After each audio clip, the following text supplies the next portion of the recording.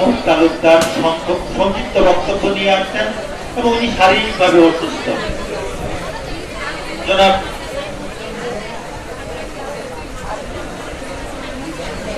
জনাব ফরহাদ মাহমুদ তালুকদার।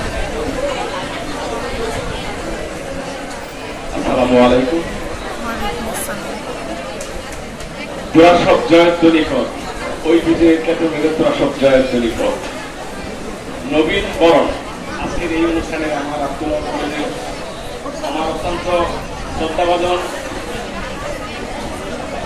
অধ্যক্ষ যারা প্রফেসর স্যার মনসুর হোসেন আছেন, আব্দুল্লাহ কলেজের যে প্রতিষ্ঠাতা, তিনি কলেজ না করলে আমরা এখানে কেউ আসতাম না।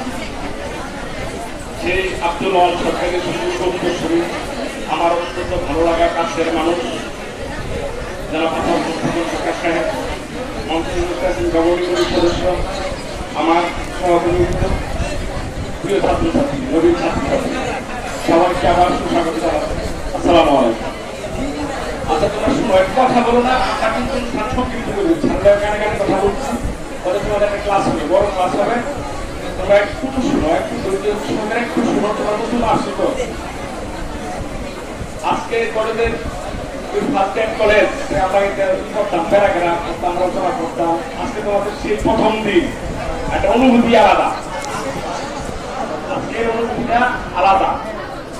তোমরা কলেজে আজকে কলেজের ভাবে ভর্তি হয়েছ, জীবনের প্রথম থেকে শুরু করে মাই বিলিভ, যদি প্রথম থেকেই শুরু করো তাহলে তুমি জীবনে কামিয়াবি হবা।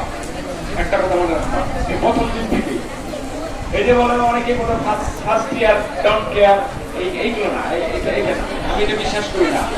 আমি বিশ্বাস করি লেখাপড়ার কেয়ার নো অল্টারনেটিভ।